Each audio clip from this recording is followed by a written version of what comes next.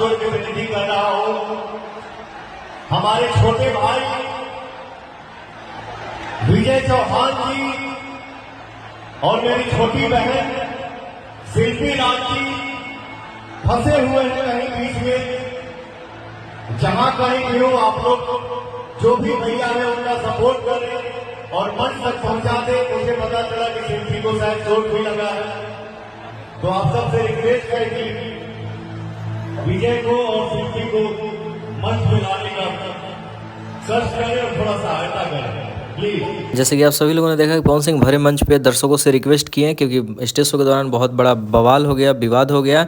शिल्पी राज और विजय चौहान को किसी लोगों ने घेर लिया। वहाँ रीजन ये है कि पवन सिंह को देखने के लिए इतना ज़्यादा भीड़ हो गया कि पूरा भगदड़ मच गया। खैर पवन सिंह ने दर्शक से रिक्वेस्ट किया कि भाई दोनों को सेफ पहुंचा दो स्टेज पे, उसके बाद स्टेज शो शुरू कर दिया जाएगा। खैर वहाँ से जितना सारा वीडियो होगा सबसे पहले आप सबको देखने को मिलेगा। तो चैनल को सब्सक्राइब कर लो। मिलते हैं बहुत जल्द किसी नए वीडियो के साथ।